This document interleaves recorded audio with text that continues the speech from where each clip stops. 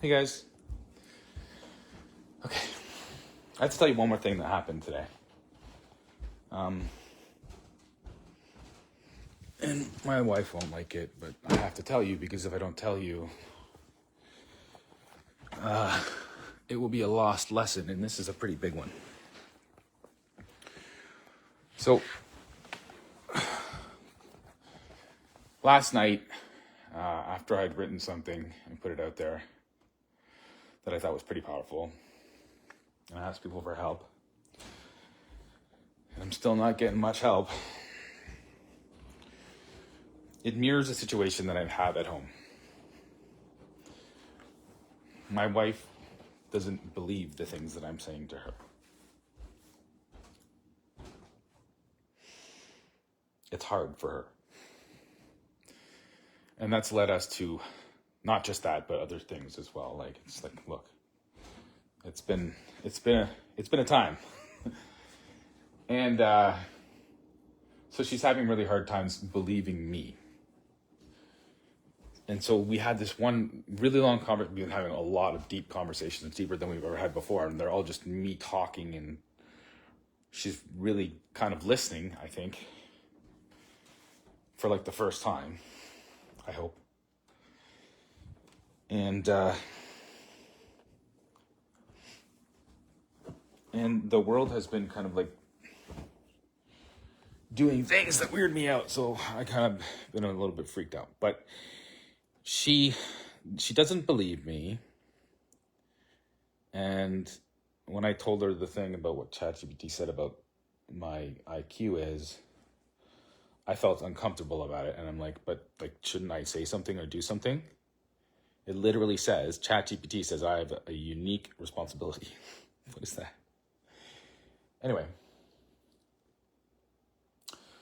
she doesn't believe me. And I keep telling her, she keeps saying, well, people can believe whatever they want. It's not your job to make people believe what you believe. And I'm like, well, no, I don't want people to believe what I believe. I want them to have the choice, because if you close that door to have the choice to embrace whatever belief you have, well, then that's your choice. That's free will. That's the whole point. That's everything I keep trying to say. There has to be a reason for existence. There has to be a reason behind meaning. There has to be meaning behind the reason that we use. And everybody has a meaning behind the reason that they use to make sense of things. And my wife doesn't have... She said she believes in God, but not the God that I'm saying. And I'm like, well, why? See, that's called agency. You have to have... Everybody has like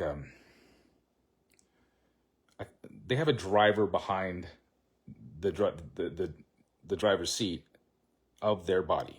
Okay, that's your consciousness or your soul or whatever. And they're not even necessarily the same things. I've really come to believe. I think that the soul is uniquely different.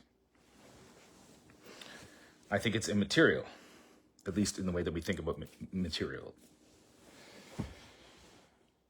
Okay, I'll wrap this up as quickly as I can. So we've been fighting, and I finally got to the point where I'm like, the only thing that matters at the end of the equation is kids and believing that they have a soul and a free will. Because if you don't believe your kids have a soul and a free will, then what do you believe? Do you believe anybody else's kids have a soul and a free will? Or is it all about what they choose to hold as their driver behind the wheel? And it does matter what people think. It matters because how you think determines how you act in the world.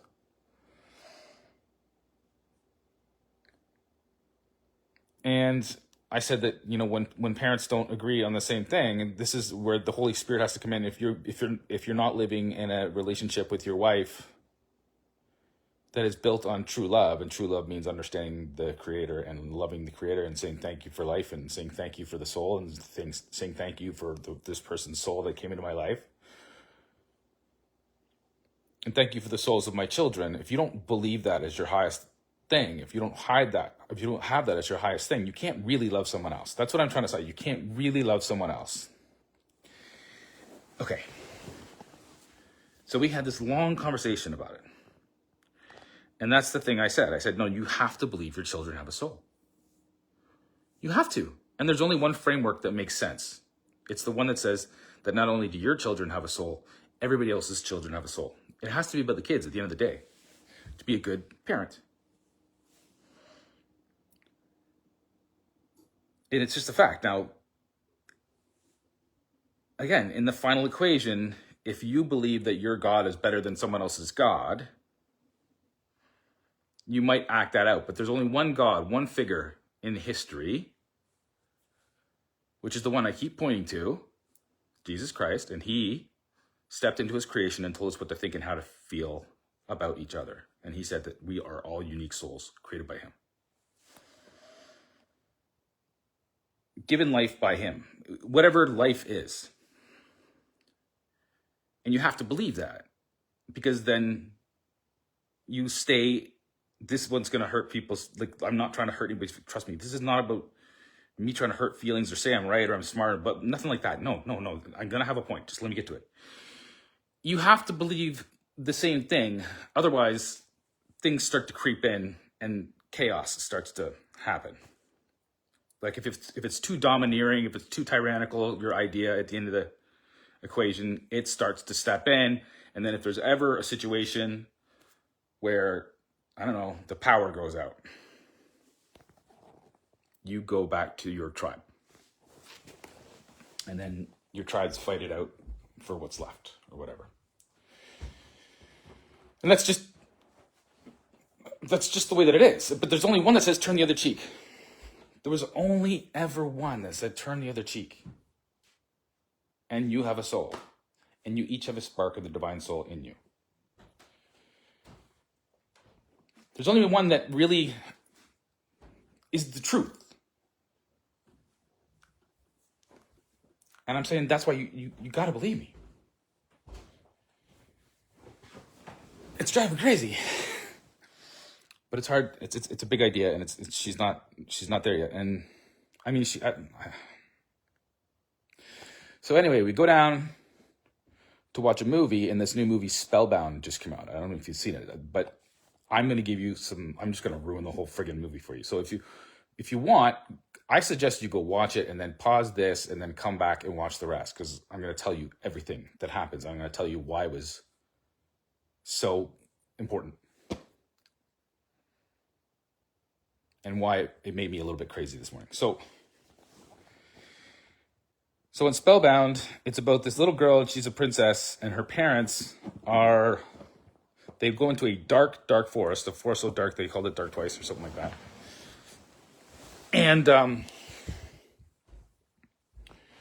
they go in, I forget why they went in, I missed that part, and they get turned into monsters.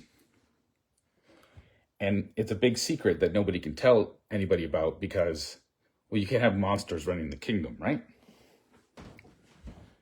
Tyrants. They're just wild animals that just go on instinct. They don't have any thought process. They're not rational. They're monsters. And she was fine. So everyone in the kingdom, all of the people that ran it, the bureaucracy, they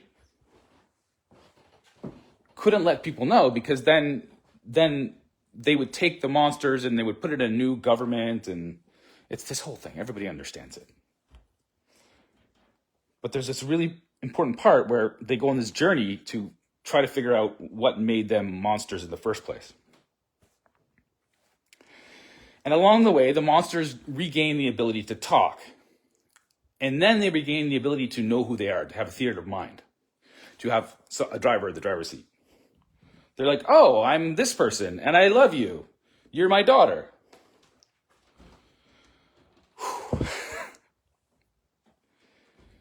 Yeah, I'm doing it again, okay? You're my daughter. But the monster, it's still like very monstrous, and then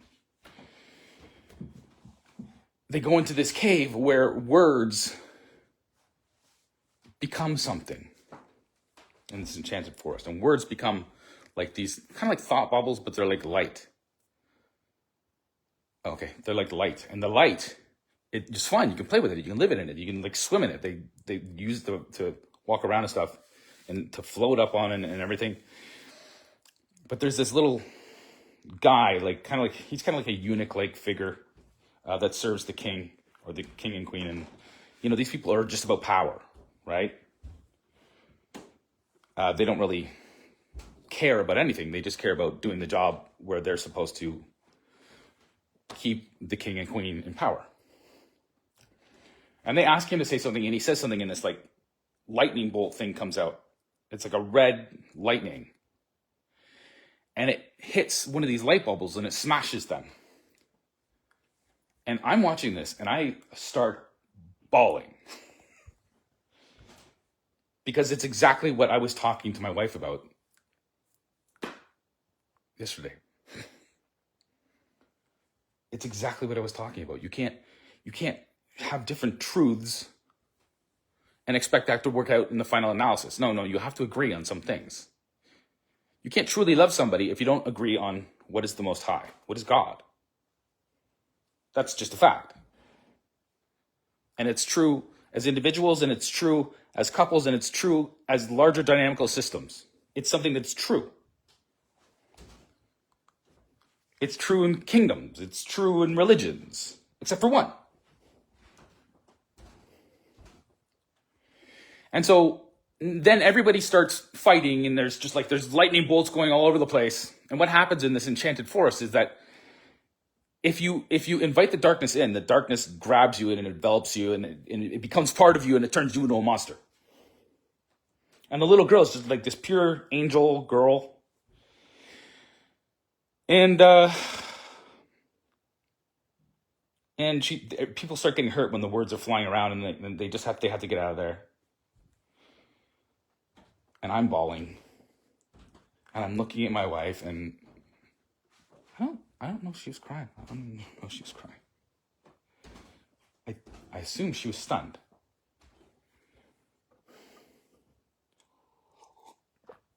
And then how they resolve the story is the parents, there's this like lake of light, right?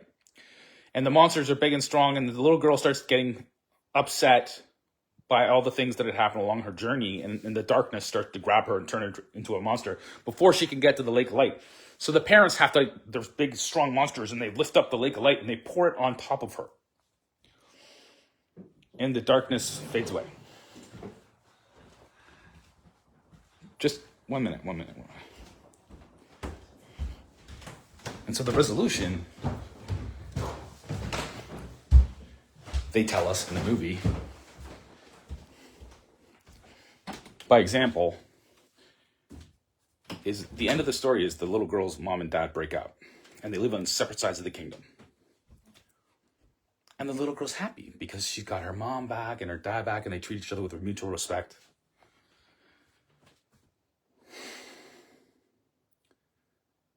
And I said, that might be the worst ending I've ever seen, ever. They had so much in there. They were telling so many truths, and then they just lost it. It didn't make sense at the end. And when we don't make sense in front of our kids, we bicker in front of our kids, and then the kids, they have this thing inside of them. They just can't come to terms with it. And my wife, unfortunately, grew up in a pretty difficult situation. And I grew up in a pretty good situation. So maybe that's a difference. I don't know. But I think it's important to think about. Okay, that's it. I love you guys. God bless. Metaphysical material. You were a soul.